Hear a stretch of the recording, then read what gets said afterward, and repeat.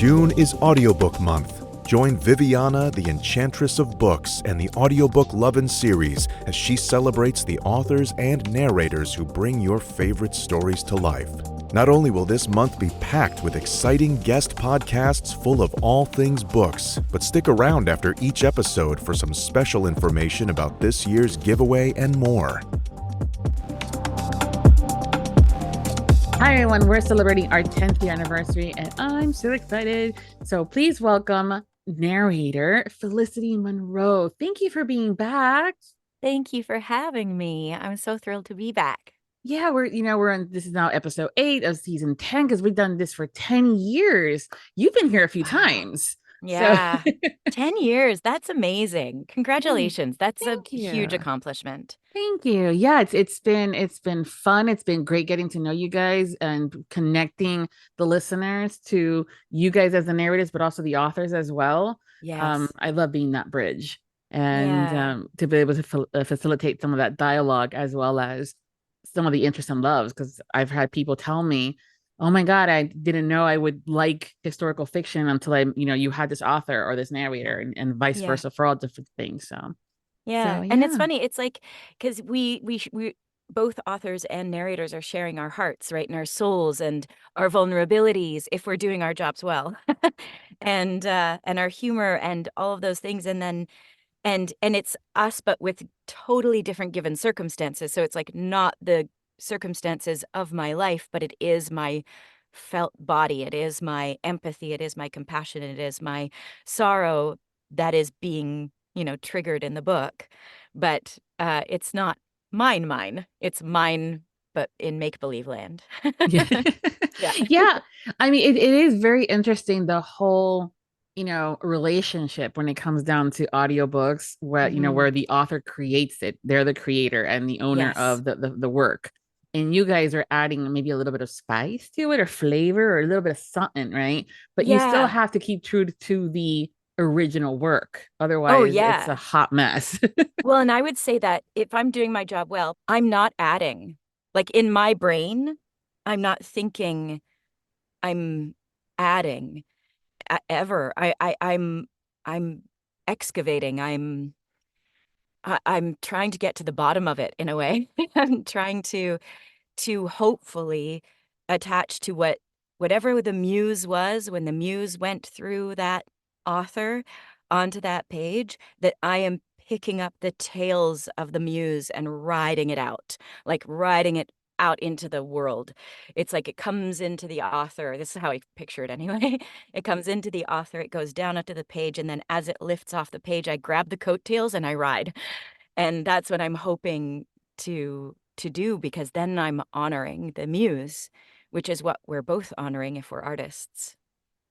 I love that. And that's a great way to express it. And I know there's a lot of authors out there that are appreciative of that.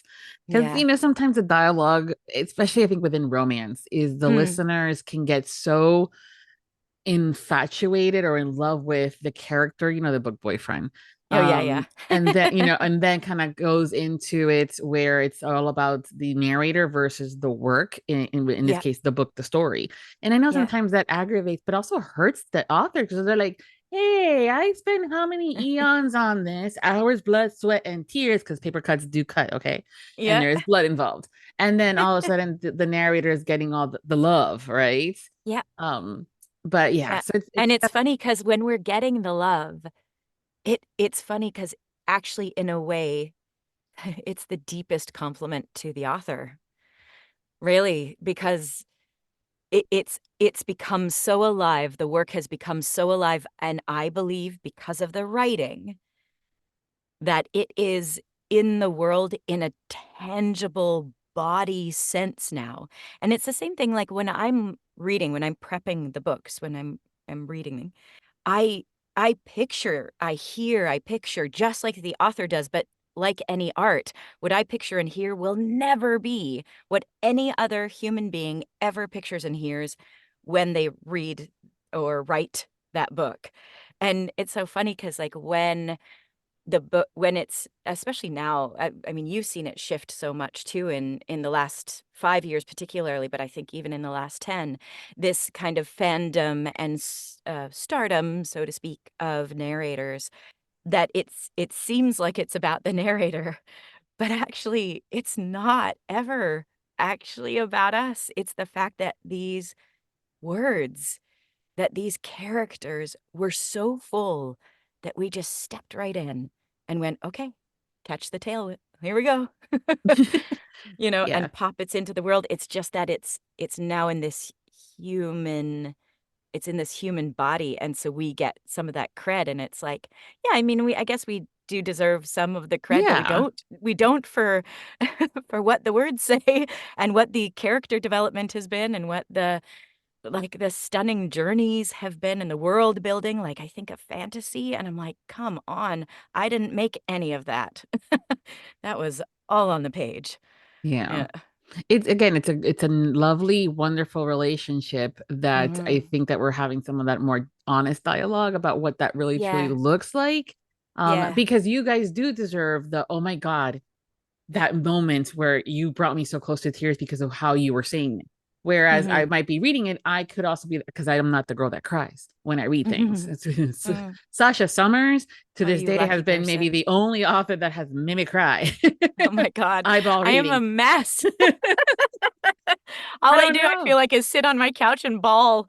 Yeah, I know, and I know many of you, and many readers are like that too. But like, I've never cried at a concert. I don't fan girl like other people do either. I'm just Yeah. weird and own my own, how I am, Yeah, and you are. so I'm a little different in that aspect of things. But there's when you guys are performing it, and I hear that quiver in your voice or that Mhm. hitch, and I'm going, oh, oh, oh, okay. It just Yeah. invokes a more feeling in me for Yep. perhaps on that scene because I'm going, oh, okay.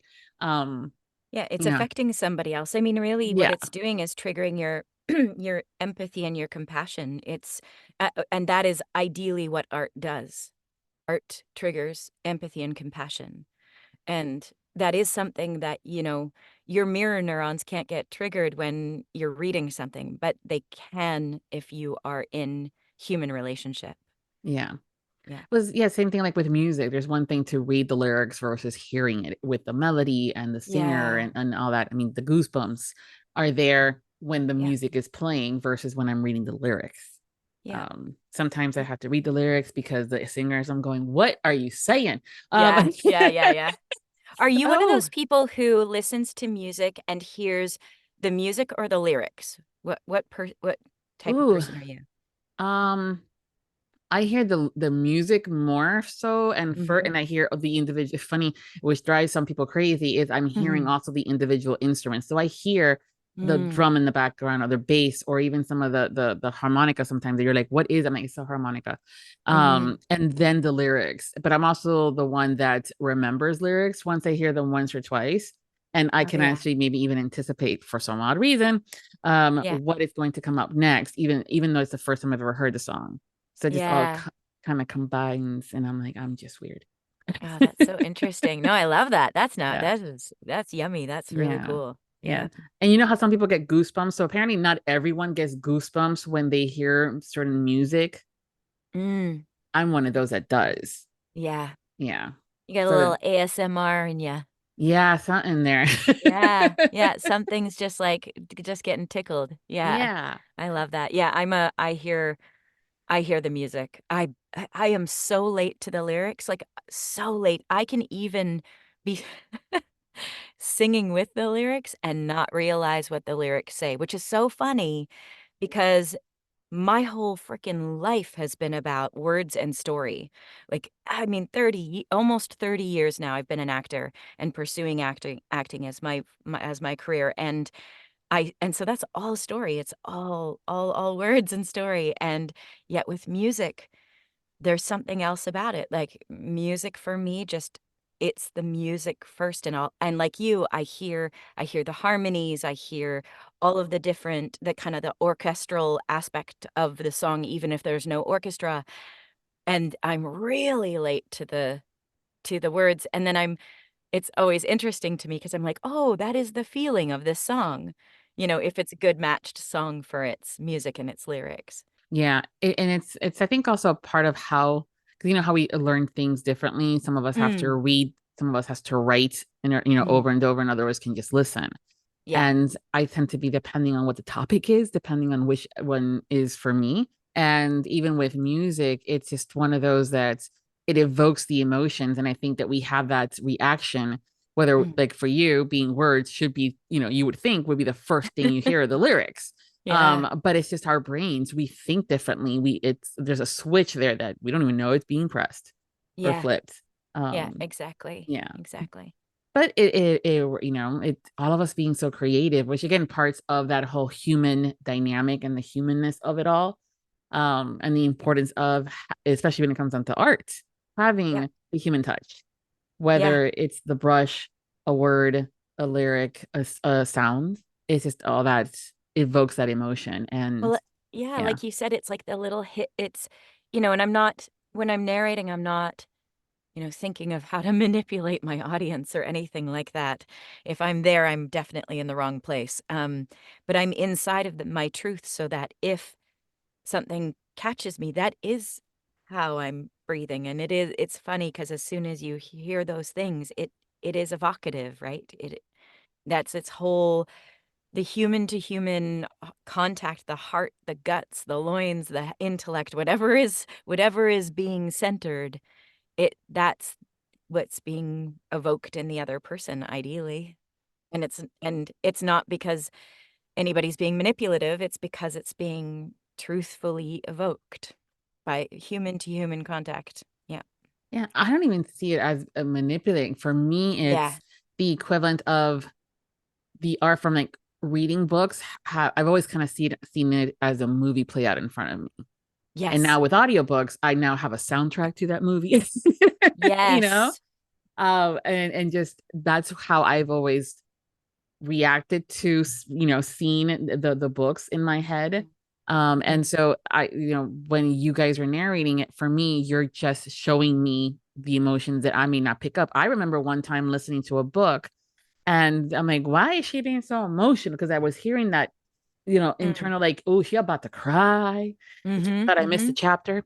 And wishes because I think I fell asleep or something got skipped Yeah. over. Like, but if it wasn't for that, like, why is Yeah. she being so emotional? But me hearing the emotion in the voice, I would have never figured out that maybe I missed something and I went back. Yeah. Yeah. Yeah.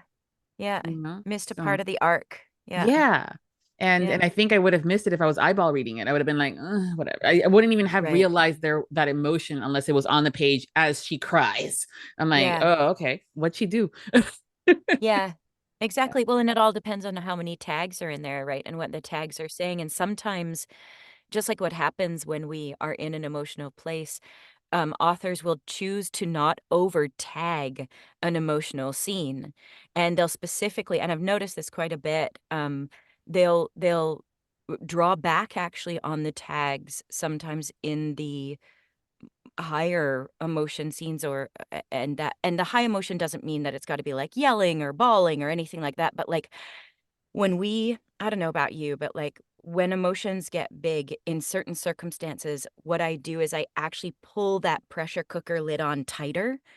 Like I'm just hold it down, because I'm just like, it's almost like girding your loins, right? I'm almost like preparing myself or just holding on because I'm like, if I let these reins loose, I don't know who I'm going to be on the other side of this emotion. And so I've got to actually, in this high emotion place, I've got to buckle in. And I feel like some of that is in the writing and in tagging in high emotion scenes. Once in a while, they'll give you that little hint of, like her voice trembled or his voice trembled, but it's actually just innate in the scene, in the given circumstances of the scene, so the tagging isn't necessary.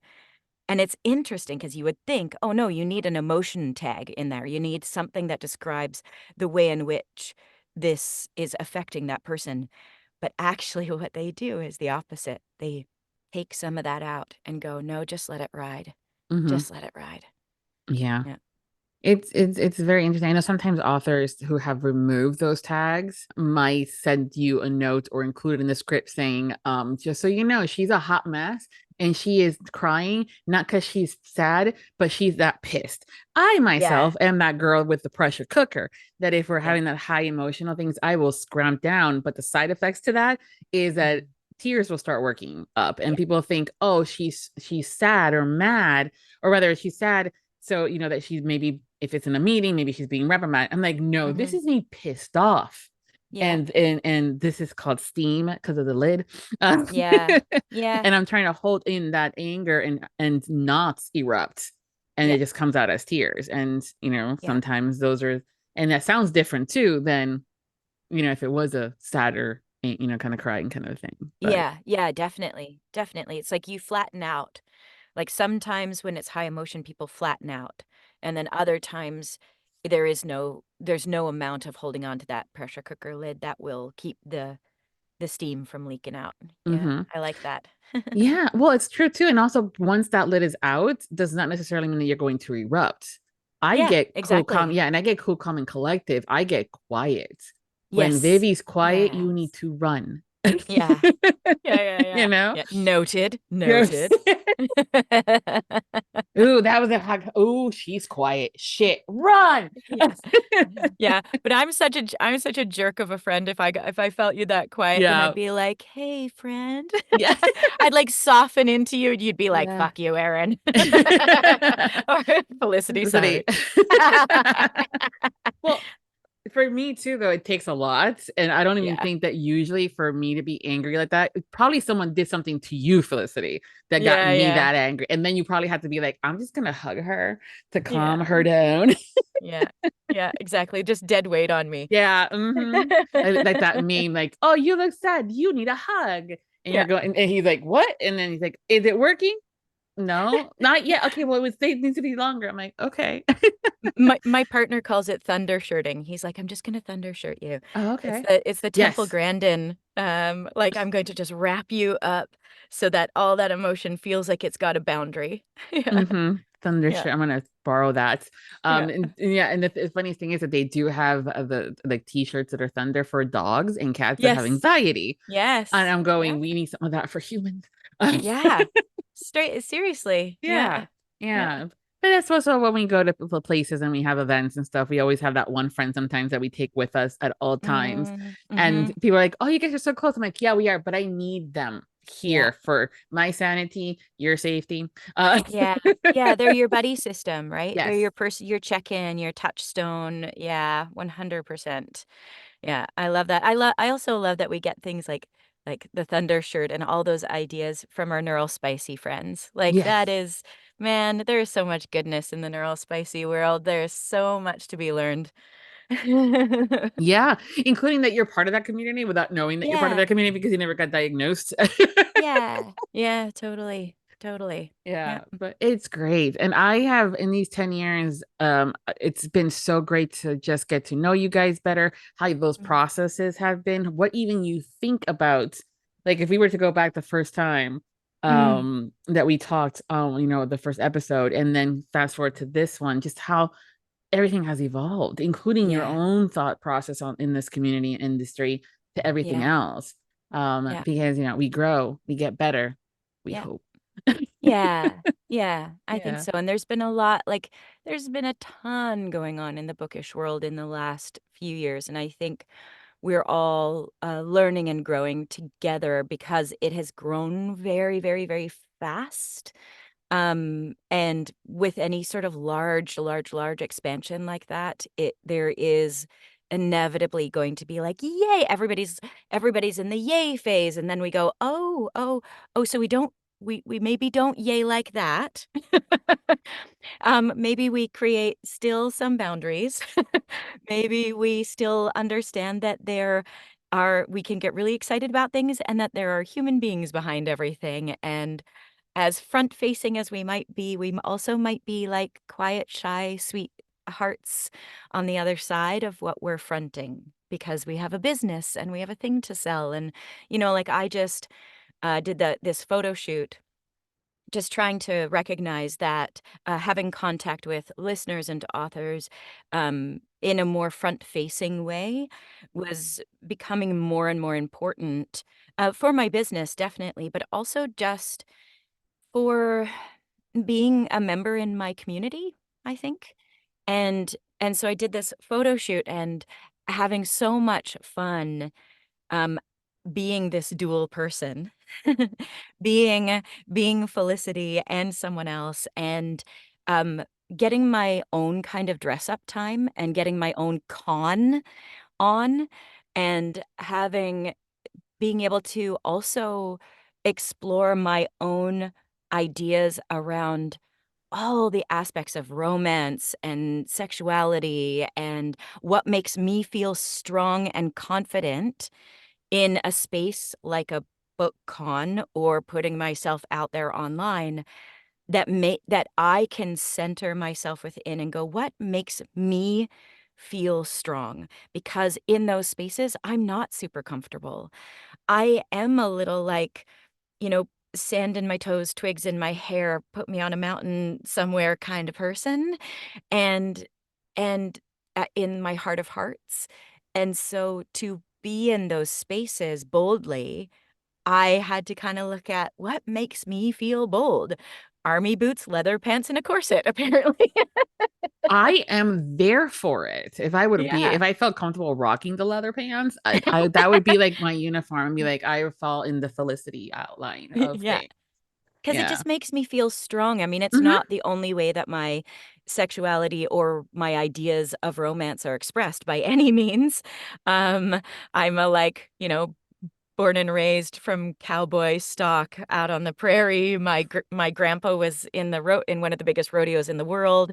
Like I come from that kind of softer, sweet romance place within myself, and even in like my current partnership and everything, I've had the opportunity to explore what it is to throw on those army boots and that corset and feel strong within myself in that space. And so it has been really interesting to explore as our world has expanded like this. What and how do I preserve and have fun with being in that space in a way that makes me feel strong and confident and also brings me a bit of joy. And I think I spent half of Readers Take Denver talking about how stuffed the front of my corset was. Man, those corsets are not easy. I mean, back in the day, oh, they were wearing them all the time. Yeah. For us here, we have to, when we go to a run fest or when we do an event like this, we're wearing it for a Yeah. few hours and we're going, I can't breathe. Yeah. Yeah. Well, and I'm an old theater kid, and I spent most of my theater career from 1920s or behind. So 1920s corsets were pretty much done, but like most of my career is from I mean the 1600s, like Elizabethan 15 and 16s into like the Victorian era. And so I have worn every kind of corset. I have spent hours in petticoats and corsets and like just so it was also an easier go-to for me because I was like, "Oh, hello, old friend." You're not just leather. Okay. Exactly, exactly. Like you changed your outfit. Yes, it's still the same. But that's also, I think, like what you're saying about it being your armor. Yeah. But that also doesn't necessarily define you either. I think No. sometimes, and I know that the readers have had this conversation like with dark romance, just because they read Yeah. it doesn't mean that they would accept it in real life or want it in real life. Yes. Yes. But the same thing with that kind of thing. I'm like, hey, I love me some cowboys and Mhm. a small town. I think I could do totally fine in living like in a Gilmore Girls kind of small town city Yeah. thingy. I Yeah. don't know how I do living in a farm like like a cowgirl because heat Yeah. not my thing. Even though I Yeah. live in Florida, but no, like my Yeah. outdoors is like Linnaeus and a fan, Yeah, yeah, totally, totally, especially because of where you live, yeah. I right? remember I heard on your podcast, there was an author who talked about that whole the dark romance thing, Hmm. um, And she was saying, like, she's such a fierce feminist standing up for women of all backgrounds, of all diversities in every possible way that is body, brain, everything, ethnic background, everything. She's like fronting it in her real life. And then she writes these alpha holes and and she writes these dark edges. And that she was saying, it's kind of like when she writes that she gets to just, like, not be in charge Yeah.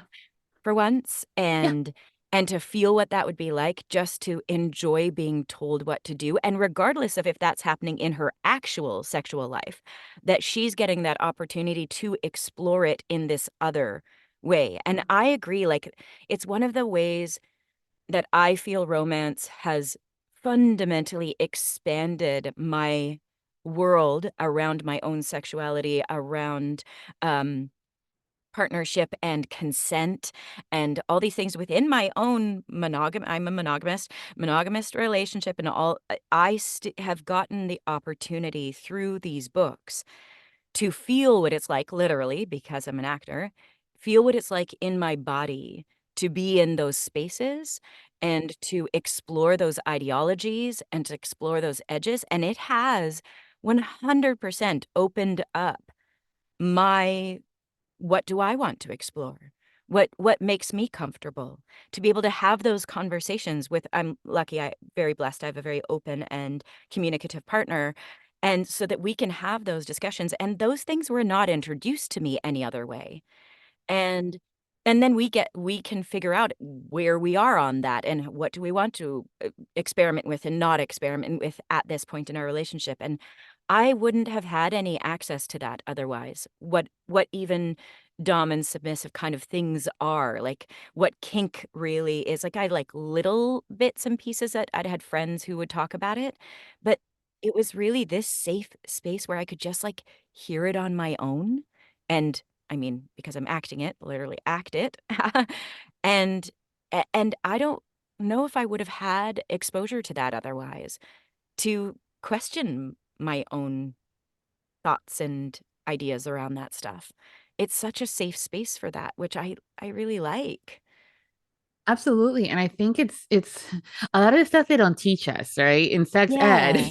it's like Yeah. condom in the hole, done, Yeah, no done. baby 9 months later, kind of a thing. Yeah. And what the reproductive system is, they don't really tell you about anything else. No. Sometimes I'm like, it might be a good thing considering this is usually taught to minors, as far as high school goes, senior year. Yeah. But When it's um, about pleasure and it's also yes. about boundaries and it's Mm-hmm. about so many things. And so I just loved that she talked Mm-hmm. about that, how she's like, "Well, that's my way to explore it." And I just thought, Yeah. there you go.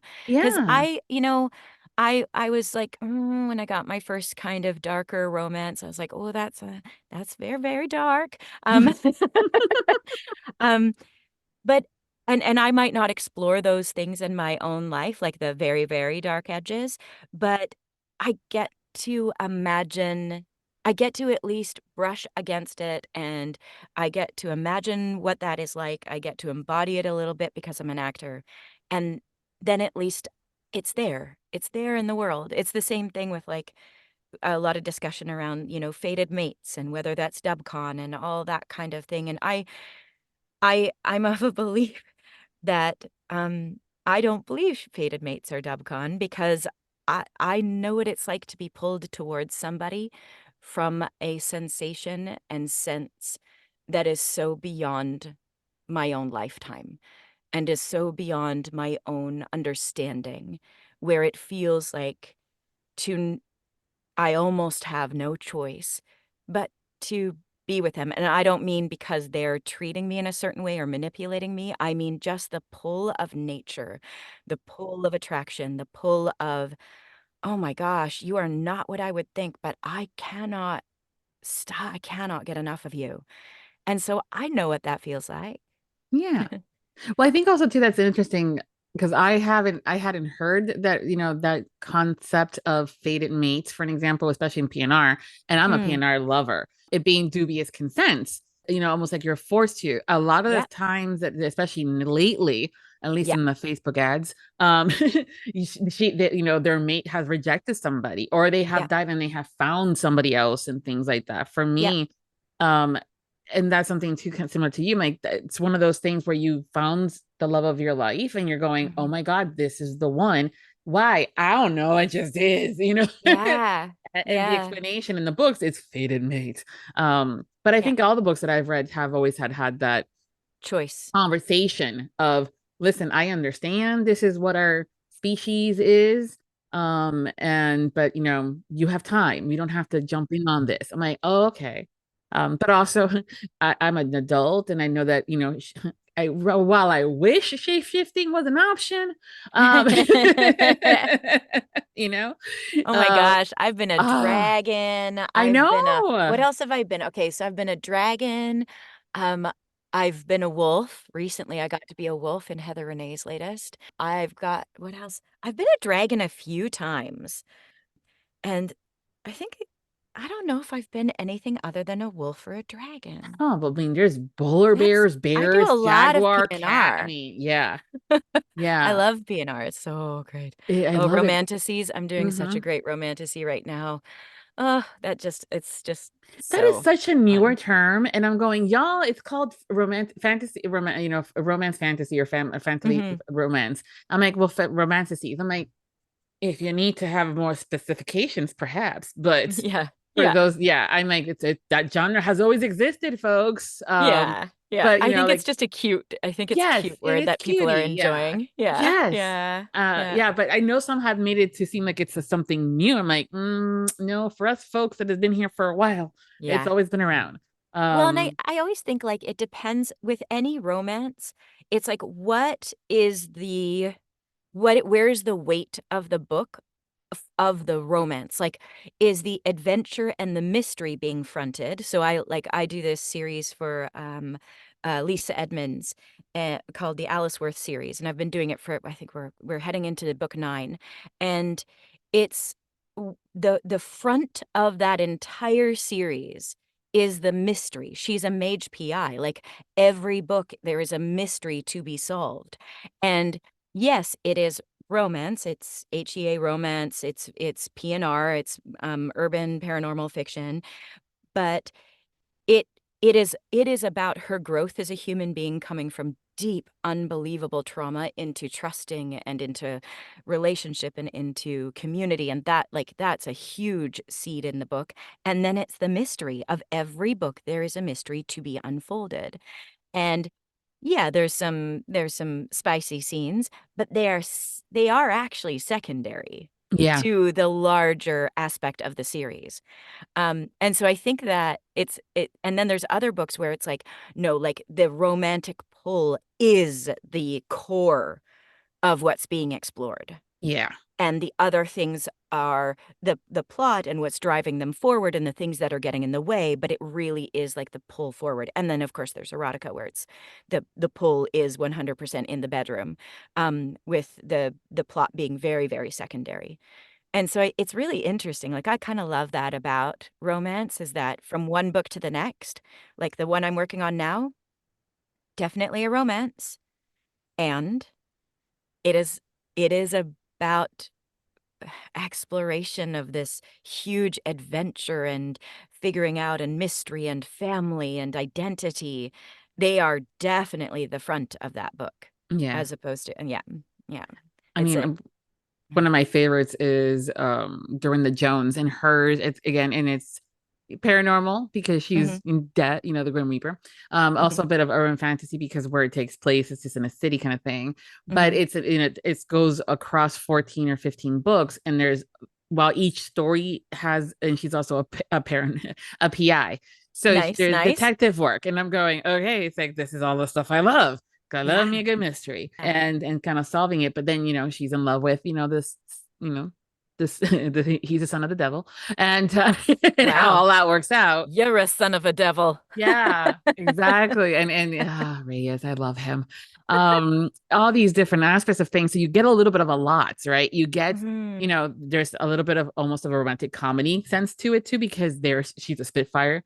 sarcastic and witty. And then you get the mystery because there's that, who done it aspect to everything, and then overarching, oh yeah, she's the Grim Reaper.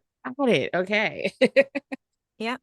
So Yeah. I love it when authors can pull all that too. And then on the flip side, he's just a cowboy trying to save his family's farm.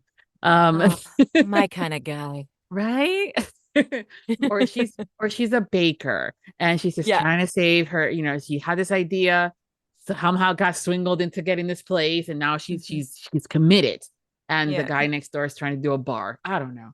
Oh, that's like I Just Did Promise Me by Willow Winters, and that's she's a baker in that, and it's a second chance romance, and that's exactly like it's like trying to make it work, and there's all these things in the way, and then he comes back into town, and it's like it's the kind of the fabulous perfect romance. Yeah, and again, and it runs the gamut. There's so many things, which is why I think one of the reasons why it always attracted me, even as a kid and teenager, is that with this genre specifically, there's so many possibilities. Yes. You can go off and be an adventurer and run around the world, in your flying dragon, or on a plane, and then you can do the PI work, or you can be an archaeologist, and you can be I mean, there's so many different things. And even, with some of the stuff, you can also be the one that gets rescued or do the rescuing. It all, love me a good romantic suspense too. Well, so yeah, exactly. And it's interesting because if you think about story in general, and like just even like we had kind of had this discussion before we got going today, like um there is love in every story. This is a spectrum of life. And even this thing about like being this dual person, having a pseudonym and then having this other aspect of myself, it's because there's this like I was saying earlier, there's this spectrum of life. And really, if you look at the root of kind of almost any story, there is always love. There is always love. It is one of the greatest things that we explore in our lifetimes. And that could be familial love, platonic love, romantic love, whatever that is. But even in books that are not categorized as romance, there's love. There's often falling in love. There's often the sustaining or the dissolution of love. Like, it's still there. It's just not called romance. Yeah, exactly. The focus is just a little different. Yeah. And we'll see it off the page. Like, when did they get together? Oh, that was in chapter 5, but we didn't talk about it. And those books are also great too. It doesn't, and for me, it's as long as the story is good, there's character development and a good plot, I don't care. I don't discriminate. And this is also where I've been able to go outside of romance and do a fantasy or do a mystery or thriller and still enjoy the story, especially when I'm like, especially for thrillers and mysteries where I don't already know who done it by chapter 2. Because I'm that girl. That's the issue too with my husband. Is always like, can you not? I'm like, I'm not gonna tell you. I already know who did it. It's like, we just started the movie. I'm like, it's okay, I got it. I don't know what it is. Maybe it's because deep down I know how to do it. I don't know. Yeah. It's also like pretty classically one of the first few people you meet. Right? They usually don't throw someone in you haven't met near the end of the book. And if they do, then people get pissed. Yeah. It's like, really them? Yeah, it's always good. But I mean, it's been great to I mean, this world has been so good in so many different things, from being able to explore, one's own sexuality, having oh, that's what that is. Oh, I did not know that was what that was. I liked it, but I just didn't know what it was. To just understand that maybe one day you want to go to France and just sit at a cafe and hopefully say the word croissant the right way. I don't know. Yeah, exactly. Yeah. It's transportative, right? I don't know if that's a word. It transports you. Transportative? I don't think that's no. Oh no. I don't know, but you make it sound good, which is also the other thing too. Y'all made some of the most weirdest damn things sound good and official. And I'm like, but that's the other thing too I love about audiobooks. There is like one of my favorite series is The Discovery of Witches. Again, paranormal. But it takes place a lot in Europe, and they also do time traveling in the back. And so if I was reading it eyeball, it would have been like Chateau Jean Normand, and we're going to the city of Blanc Blanc Blanc, and And it kind of But takes you out a little bit, at least now by hearing it. Like, oh, that's how you pronounce that. Got it. And I'm yeah, like, okay, so yeah, it's all good. It's all, the little things is where you find the joy. yeah, But yeah, but I have exactly. some questions for you. Okay, All right. Yes, because it's hit all me. about getting to know you guys better and just diving down deep a little bit. So, Cool. speaking of paranormal, if someone was to summon you via a cauldron, because I do Okay. have one of those, um, what three ingredients or things would they have to have in order to bring you forth? Such a good question. Such a hard question. Um, what would you have to bring me forth? Okay, well, the first thing that came to mind, fascinating, is rosemary. Okay. Okay. Um, yeah, like little purple flowers. They smell real good. I don't know why, but that just came forward. Horsehair and okay, what's your third? What's your third, Felicity? Um, Dirt. My brain just kept going soil, Aaron, soil. Oh Yeah, I goodness. think soil. Yeah, Okay. dirt. Mhm. Dirt. Yeah. For a second, Yeah. I was gonna be like leather. Yeah, damn. See, which brain am I using? It's Felicity. Come okay. on, Felicity. Felicity says, yeah, Nonetheless, probably. You know, yeah, and I love leather. Like the smell of leather, because I grew up around horses, yeah. and we would work on the tack, and like I go into a tack room, and I'm so happy. The smell of horse and leather, I'm like, shut up. So Yeah. yeah, yeah, Well, I'm I in. mean, if we were to ever do a candle for you, I Oh kind of want yeah, to think like a leather candle scent would be good. leather and rosemary would be Yeah. yummy. Yeah, Mm-hmm. I can So, handle that. okay. All right. So now we have the ingredients and I have all that stuff. So I'm like, yay, I can always summon her now. I could totally go down south right now. Hey, you guys you're welcome here anytime. I will cook for you guys. It's always good. Yeah. And that's actually one of my love languages is taking care, like service, acts of Mm, service and stuff like that. mhm. So what are some of your love languages? Like if you had to pick. Um, I think, I mean, acts of service is a big one for me. Um, and quality time. Quality time is a big one for me. Like that's the other thing about, putting on my fun armor for cons and stuff, and just for playing in this world, because I big huge groups, it's really hard for me. Smaller one-on-one is great for me. Yeah. So quality I time. I get it. I get it. Yeah. What are you most afraid of? Mm. Oh, there's so much to be afraid of right now. Um,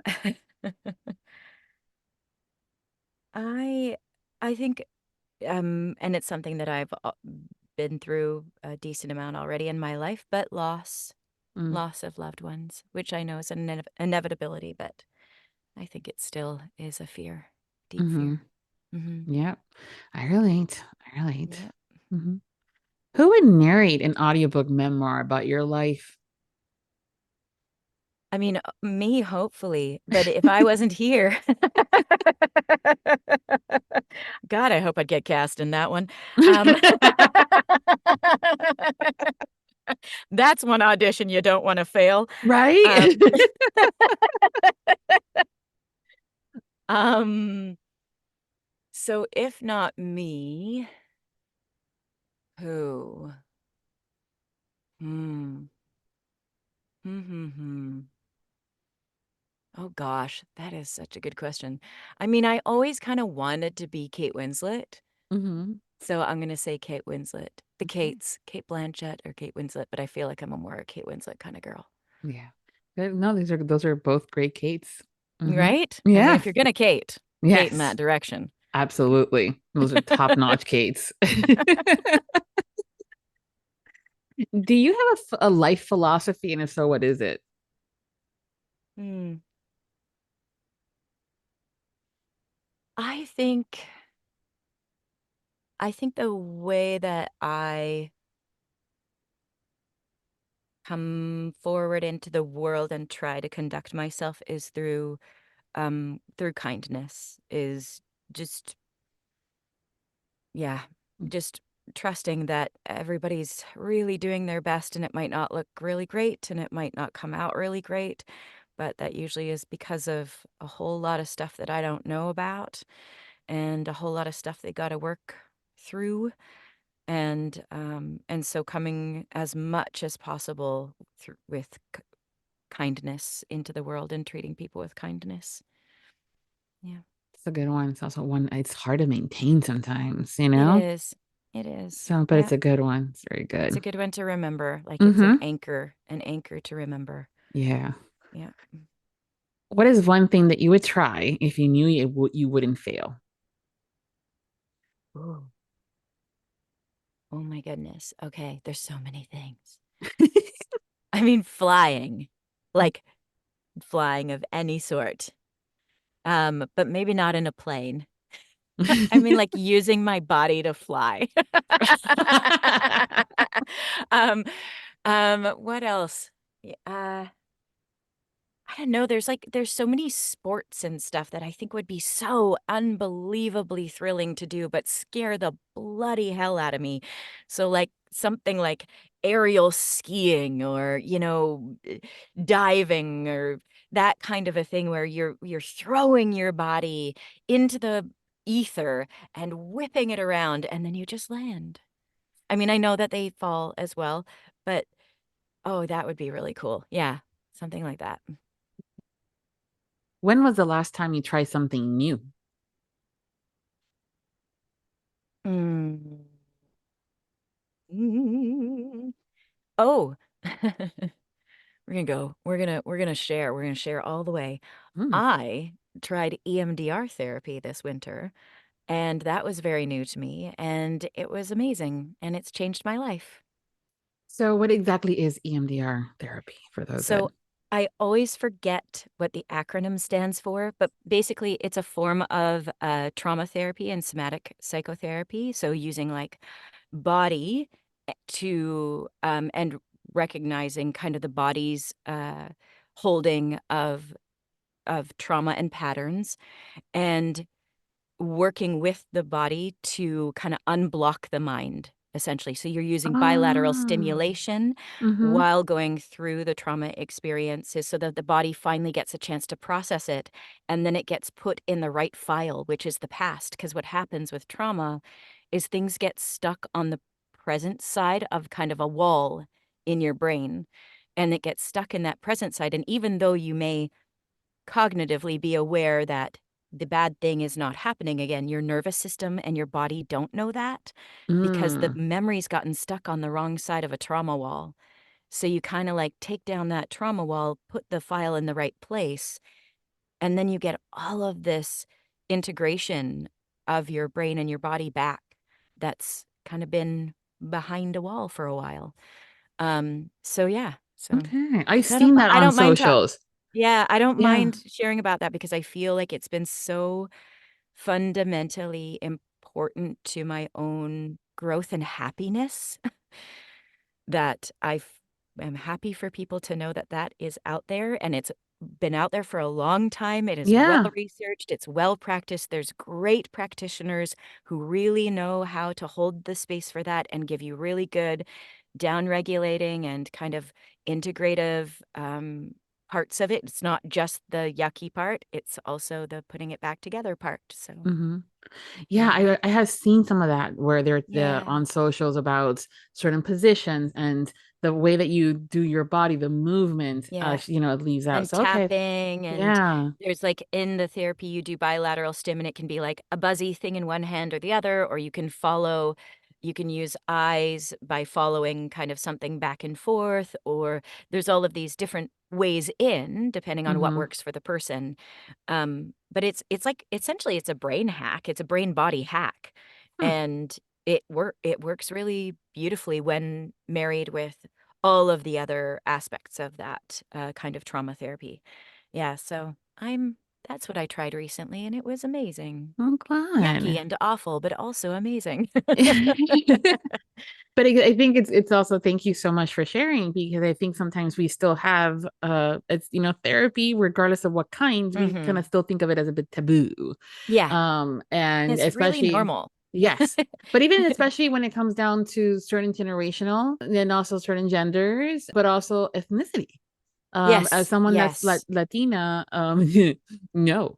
Yeah, no. Yeah, What do you, yeah. I mean, that whole Pedro Pascal skit on NSL about my son does not have ADHD. He's just very happy. That is quintessential Latin, growing up. Yeah, I'm like, you weren't depressed, you weren't this, you weren't that. I yeah, mean, you're like, oh, you're hyper, sit down.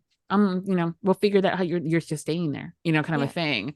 Because it's survival too, right? Yes, Like if you yes, have been historically repressed and historically not seen and like all of the thousands of things, that's survival. So it's like, no, no, no, no. We don't have time to like get healthy on it. We're gonna keep surviving. And that yes. becomes a cultural norm then, right? Yes, Yeah. exactly. Yeah. And I didn't even know about that cultural again until there is a psychologist on, I think it's on, I found her on TikTok first. And it's about, her focus is children of immigrants Mm, and how that trauma, because I had a good great, I had a great growing up. yeah. And people are like, well, you have some form of trauma. I'm like, I don't have it. And then they're like, so um and then they start, I'm like, oh yeah, that's okay. Yeah. Yeah. So, but Yeah. I think but also doesn't, we also tend to think about the couch laying down and that's it Yeah. kind of, Yeah. counseling. And it's no, so not like that. So, um, No, like yeah. I went in and I was like, I want homework. I want to know what I gotta do. Right? It's like, have you tried journaling? I'm like, I have a friend of mine that is going to be helping me with some things as far as just mental clarity. And she's like, you Mm. do journal. And I'm like, okay, like I'm thinking journaling like back when I was 14 and writing my inner thoughts. So I might need some prompts. Yeah. Because I'm like, I Yeah, don't know what to exactly. do. Structure. Like, Like what am I yes, writing about? What am I yes. exploring? Is this like morning pages? What is this? Yeah. Yeah, I need homework. Yeah. I want homework. Tell me I what want the homework. assignment is so I can Yes, pass it. exactly. Which is again part of a trauma, probably too. Uh, What? I don't know what you're talking I about. know, yeah, it's okay. I work better with that kind of structure. I need my deadlines. I need my thing. It's just how my brain functions. Yeah. Otherwise, it's way too much freedom, and the artistic side of things and the perfectionist comes in. Then I'm like, it's not ready Mm. yet. 4 days later, Mm-hmm. still not ready. But yeah. Mm-hmm. hmm Mm-hmm. Speaking of homework, I was Okay. that kid that hated being given homework, and then the next day, teacher's not going over it. Yes. So I'm very big on, if I'm giving you homework, which I tend to give you guys homework because sometimes some of these questions, dead air is never a good thing in in airplay. That's what Eh, editing's for, right? Viviana. I know, but also putting you guys on the spot. There's certain times where I am okay with putting people on the spot, just to get that initial innate reaction. But other times, I want a little bit more in-depth conversation. So I give you guys Mm-hmm. homework for that. And we have done this before, the guilty pleasures, because you've been a guest. We've done that on the Patreon side where I make you choose between two things. And Yeah. in this case, it's the, would you rather tell everyone your guilty pleasures or never partake in your guilty pleasures ever again? Most of Oh, y'all will bust out with, oh, I'll tell I'll everybody tell. that, right? Because there's no follow-up question of what are they. Oh, yes. Until now, because Yeah. again, that was my kind of running joke, is like, yeah, next time you come, we'll have that conversation. Ha ha, never do it, but now we're doing it, because for Right. me it's been fascinating what that dialogue looks like of, what is a guilty pleasure, is there even a thing, and if it is, what is yours? Right. Yeah. Yeah. So, okay. Mine, I mean, I feel like I mean, obviously they've changed in Mm-hmm. many different ways, but I would definitely say that social social media, like getting a little too addicted to social media is a guilty pleasure of mine. Like it is it's like somehow, even though I know what it does with dopamine, it is a down regulator for me. It's kind of like go lie on my bed and like watch all of the ridiculous animal videos that I possibly can. Like just and it give me some interspecies love too. Like am I will go crazy for a dog and a duck being best friends. Yes. Like that's it for me. I'm like, is there anything else in life? At some point, I'm actually holding off on getting a cat myself, even though we can have one in our house, because I want a cat and a dog who are best friends and love each other forever and play and cuddle. And I have to witness that in my life. I've like got this a crazy addiction idea of needing a dog and a cat and hopefully a duck who are, it's very important to have the feathered and the furs, who are besties. And I want it so bad. Like I want it hard. I know Mhm. it's not like a spicy good guilty pleasure, but No, that again, that's been the dialogue has been fantastic because for some reason, I think because we do work in the industry of romance where there's elements of sexuality and sex, right. right? Everyone Yes. automatically assumes that y'all gonna bust out, well, the handcuffs, I need to be leather and fur, It's like, And please, I do that all day no, long. I'm like, I own a pair. I got them at a run fest. I have worked that out and worked it out, but good. Yeah, right. But the reality of it is that we're not that kind of podcast. Yes. No matter how much people try to be like, ask them, do they get? I'm like, I'm not gonna ask them about that because no, No, that's personal. that's Yeah. personal. But also, like there's, we don't know whoever's listening. But again, for me, other things are a bit more fun rather Yeah. whether what you might do in the bedroom and stuff like that. Also, I'm a firm believer that that's a conversation that happens among friends over at a bar or at a Uh-huh. bakery, whatever. um Yeah. Exactly. where you go, girl. Guess what we tried last night? Yes, you were Yeah. right. Yeah. And I'm like, yes, that was not here. But the thought process of so taking that aspect of a guilty pleasure out, but people have been anything like eating cereal for dinner, having Oh, ice yeah. cream for dinner, anything could be, but also it really why are we classifying it as a guilty pleasure? Yeah. Right? Yeah. Yeah, like and Yeah. I mean, like, I feel that's why I was thinking, like, with social media, it does always feel like a guilty pleasure because I actually know that at the end of the day, it's not super healthy for me, and I know that when I give into that guilty pleasure a lot and I'm scrolling through and looking at how to make this croissant and how to make, and then how to all the cute animal videos, and really it is, it's like it's like baking bread, some cooking, and then animals, and so it is like so sweetly innocent, and yet I know that I would probably no, I know that I would benefit more from putting that stupid phone down and being in my life and being in the world. So it feels guilty because I actually know that it's not healthy for me, even though it brings me so much pleasure. Yeah. I think also too is how you look at it. It's like having a Mhm. timer on it where you can learn. How do Yes. you know that you may want to make croissants or that it was Mhm. even possible to do at home because they look so fancy sometimes. They do. Or They the scary do. pop the thing that and yeah, I'm like no. But it's even the dog and the cats, and how do you know that you want a cat or a puppy Yeah. or a duck unless you saw someone else?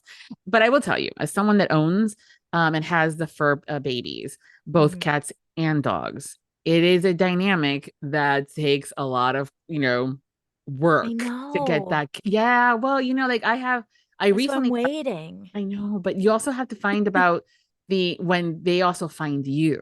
Yes. That's the Yeah. thing. Most of the Yeah. time, the best kind of relationships with a fur baby is when they find you. Yeah. And that's like mines have always been that way. I mean, I got Yep. Binks last October, and we have this place here called Orlando Cat Cafe where you Mhm. can indulge in getting yourself a ice cold brewed coffee, and for $12 you get to play in their cat room and just drink that coffee if you want and just hang out with cats. Yep. And that's a dopamine hit right there, people. Right. Yeah, coffee, Please. coffee and cats and kittens. Yes. Yep. But I went with my kid and one of my best friends with the intent of not, because I already have enough. Thank you very much. And there was this empty chair, but there was a bed on the left, and there was a kitten there, completely snoozing, ignoring the 5 people that had gone to it before. So I'm Yeah. like, I'm safe. I'm just going to sit here and I'm going to have fun, revel in my coffee, and Mhm. have fun that my other peers that are with me are having fun with the cats because I got some at home. I'm fine. That cat has woken up, stretched out, and patted me on the leg and jumped on me. And I'm like, God damn it. And I was like, Oh, ah, I ah, choose you. Excuse me, I yes. choose you. Yes, yeah, and also he's a bobtail cat, so it's no, Oh. yeah. So he's adorable. He purrs. He tries to play with one of my other dogs who is older, and they Hmm. play a little bit, but again, age difference. One's a little bit more Yeah. rambunctious. But they when they fall asleep, Binks the cat cuddles the dog. It's adorable. So it's possible. I just know that there's going to be a lot of scuffling and Yes. things like that. Yeah. So Yeah. It's like you I'm have a ready for very the rumble. specific, yeah, you have a very specific I do. picture of what that looks like. I So do. not to kill the viewer or anything, but it is possible. You Yeah. just have to, but I'm a firm believer that when it comes down to those fur babies, having them pick you is Yeah. significantly a better relationship than Oh, potentially yeah. actively looking for one. Yeah. I mean, that's just good for all relationships. Yeah, I mean, I'm not gonna lie. Right? Yeah, you're right, completely. Usually Yeah. that's the best kind of relationships when you're like, hey, I didn't know you were there. Yeah. Not in the creepy Yeah. stalker way, folks, okay? Yeah. That's another book. That is, we do explore that as well in romance. Yes, we know. We I explore mean, hey, all I the mean, things. we've known that whole game of you're with your partner in a monogamous relationship and you go in separate cars and you meet at a bar as if you don't know each other. Oh, oh my God, I forgot about that. Oh, we would have so much fun doing that. Right? Noted on the list. Yes. But before we go, can you tell us what you're currently working on and what is coming up next for you? You bet. So I'm the book that I kind of mentioned a few times is The Kingdom of Souls and Shadows by Leslie O'Sullivan. And it is romantasy about a woman who is a college professor and she is a doctorate in Celtic studies. And she kind of gets scooped up by a friend to go to Ireland on a trip. And her idea and understanding of her reality and how she even exists in this world slowly, truthfully unfolds for her. So it's really fun because the lead guy is Irish, and again, theater career spent a lot of time playing Irish and English girls, and so that's been really fun.